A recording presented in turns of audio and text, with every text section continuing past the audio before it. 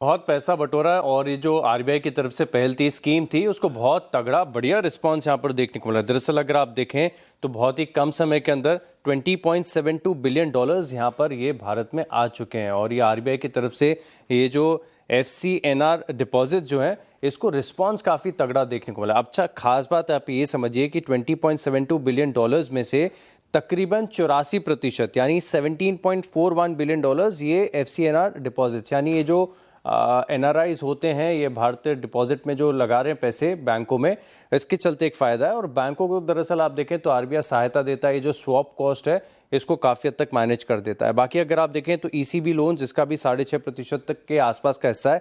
लेकिन आप खास बात ये देखिए कि जो डिपॉजिट स्कीम है इसको बहुत तगड़ा रिस्पॉन्स है। और आप देख भी रहे होंगे कि बैंक जो है इसको काफ़ी बढ़ चढ़ कर प्रमोट कर रहे हैं, क्योंकि बैंकों को एक अलग टाइप की डिपॉजिट की जो एवेन्यूज़ हैं वो टैप हो रही हैं। वहीं दूसरी तरफ अगर आप देखें तो जो विदेशों में रहते हैं लोग, उनको हायर इंटरेस्ट रेट्स भी मिल रहे हैं कंपेरेटिव जहां पर वो रह रहे हैं उसके मुकाबले। अगर आप देखें तो डिपॉजिट्स की जो स्कीम है उनके लिए भी काफ़ी ज़्यादा अट्रैक्टिव यहाँ पर नजर आ रही है। तो रिस्पॉन्स इस स्कीम को काफ़ी बढ़िया मिला है। नहीं, बहुत अच्छा है। मैं रखता हूँ शोभा डेवलपर्स यहाँ पर फोकस रखेगा। वैसे रियल एस्टेट पैक की तरफ से नंबर्स Q1 में बढ़िया देखने को ही मिल रहे हैं। हालांकि इनको पूरी तरीके से आप देखें ना तो सीक्वेंशियली, ना कि साल दर साल, ये थोड़ा सा launch driven pre sales type का क्वार्टर होता है इनका। तो अगर आप ओवरऑल देखें तो नंबर्स तो काफ़ी बढ़िया नजर आएंगे। खास बात है कि 14 करोड़ का जो मुनाफा है अब बढ़कर 51% हो गया। और रेवेन्यू यहाँ पर ऑलमोस्ट 50% बढ़ी है, 852 करोड़ से 1278 करोड़।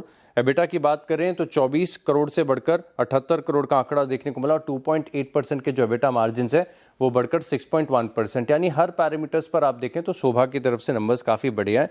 अच्छा, एक और हाल ही की लिस्टेड कंपनी है कैनरा HSBC लाइफ इंश्योरेंस, और इसकी तरफ से भी जो नंबर्स आए काफ़ी बढ़िया देखने को मिल रहे हैं। एक तो ओवरऑल नंबर्स अच्छे हैं, और इंटरनल्स की बात करें तो यहाँ पर भी आपको कॉन्फिडेंस आएगा। अगर आप AP ग्रोथ देखें तो ऑलमोस्ट 19% की देखने को मिली है, यानी 493 करोड़ से बढ़कर 585 करोड़ का आंकड़ा यहाँ पर देखने को मिला। न्यू बिजनेस प्रीमियम यहाँ पर 18% की बढ़त देखने को मिली, 470 करोड़ का आंकड़ा है। VNB ये 29% बढ़ा है। और बढ़िया बात यह कि VNB के साथ जो VNB मार्जिन्स हैं ये भी 19.5% से बढ़कर 21.1% देखने को मिले। एक्सपेंस रेशियो 20.7% का देखने को मिला। एम्बेडेड वैल्यू 19.7% की है। सॉल्वेंसी रेशियोज में इंप्रूवमेंट यहाँ पर देखने को मिला है। और इनके जो परसिस्टेंसी रेशियोज हैं यहाँ पर भी आप देखें तो इंप्रूवमेंट काफ़ी बढ़िया है। तो इसी के चलते कैनरा HSBC लाइफ नंबर्स काफ़ी अच्छा।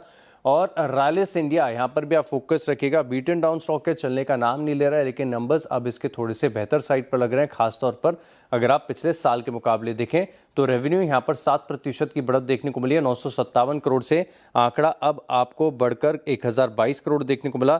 एबिटा 23% बढ़ा है, 150 से 185 करोड़। मार्जिन जो 15.7% के थे अब वो बढ़कर 18.1%, और मुनाफे में 32% की बढ़त के साथ 125 करोड़ का आंकड़ा है। नंबर्स रैलिस इंडिया के हर पैरामीटर्स पर काफ़ी बढ़िया है। चलिए, ये होगा। ब्लू स्टोन ज्वेलरी, यहाँ पर आप देखें तो नंबर्स काफ़ी टर्न अराउंड बढ़िया लग रहे हैं। एक तो स्टडेड ज्वेलरी ग्रोथ यहाँ पर हम देख रहे हैं, बाकी के भी जो ज्वेलरी स्टॉक्स हैं नंबर्स के लिहाज से, अपडेट्स के लिहाज से बढ़िया ही कर रहे हैं। अब मुनाफा इनका आप देखें तो टर्न अराउंड हुआ है, क्योंकि पिछले साल इसी क्वार्टर में 35 करोड़ का घाटा था, इस बार 7 करोड़ का मुनाफा दर्ज किया है। रेवेन्यू में बहुत बढ़िया शानदार 50% की बढ़त देखने को मिली है, 493 करोड़ से 737 करोड़ का आंकड़ा है। एबिटा 94% बढ़ा है, यानी 56 करोड़ से 108 करोड़ का आंकड़ा। और बढ़िया बात है कि मार्जिन्स में भी आपको बढ़त देखने को मिली है, 11.3% से 14.6% के एबिटा मार्जिन्स आपको देखने को मिले हैं। तो यहाँ पर आप रखिएगा फोकस ब्लू स्टोन ज्वेलरी पर।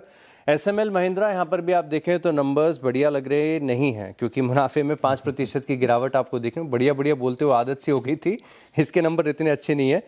67 से 64 करोड़ का आंकड़ा देखने को मिला। हालांकि अगर आप रेवेन्यू के पैरामीटर्स की बात करें तो 13% की बढ़त देखने को मिली है। और एबिटा ये लगभग फ्लैट है विद नेगेटिव बायस, क्योंकि 105 करोड़ का था पिछले साल, जो कि अब घटकर 100 करोड़ के करीब देखने को मिला है। और मार्जिन्स 12.4% से 10.5% के देखने को मिले। एक्शन कंस्ट्रक्शन इक्विपमेंट, यहाँ पर भी फोकस रखिएगा, और नंबर्स अच्छे लग रहे हैं। मुनाफा 23% बढ़ा है, 120 करोड़ का आंकड़ा है, पिछले साल 97 करोड़ था। रेवेन्यू में 21% की बढ़त देखने को मिली है। एबिटा अगेन 27% बढ़ा है, और मार्जिन्स में इंप्रूवमेंट है, 14.2% से 15% के एबिटा मार्जिन्स है। सेंट्रल माइन प्लानिंग यानी CMPD है, यहाँ पर फोकस रखिएगा। कोल इंडिया की सब्सिडरी हाल ही की लिस्टेड है, और स्टॉक में बढ़िया तेजी, और अब नंबर भी काफ़ी बढ़िया लग रहे हैं। मुनाफा 54% बढ़ा है, है, रेवेन्यू में 18% की बढ़त है, एबिटा में 62% का जंप, 104 करोड़ से 168 करोड़ का आंकड़ा, और एबिटा मार्जिन 25% से बढ़कर ऑलमोस्ट 35% हो गए। तो नंबर्स काफी बढ़िया हैं। इनके चेयरमैन साहब होंगे। इंटरग्लोब एविएशन यानी इंडिगो, यहाँ पर भी आप फोकस रखिएगा। दरअसल अगर आप देखें तो इन्होंने करार किया है, एमओयू साइन किया है 1000+ लीप इंजन्स के लिए। और अभी फिलहाल आप देखें तो पहले प्रैट एंड विटनी से सोर्स करते थे, लेकिन अभी नई कोलैबोरेशन यहाँ पर देखने को मिले तो स्टॉक के लिए काफ़ी पॉजिटिव हो जाएगा। और साथ में रेडिंगटन, यहाँ पर भी आप नजर रखिएगा, 5 साल का स्ट्रेटेजिक एग्रीमेंट इन्होंने किया एक कंपनी के साथ जो कि मिडिल ईस्ट में कारोबार करती है, तो इसी के चलते रेडिंगटन यहाँ पर भी नजर रखिए। बिल्कुल ठीक है। इंटरव्यू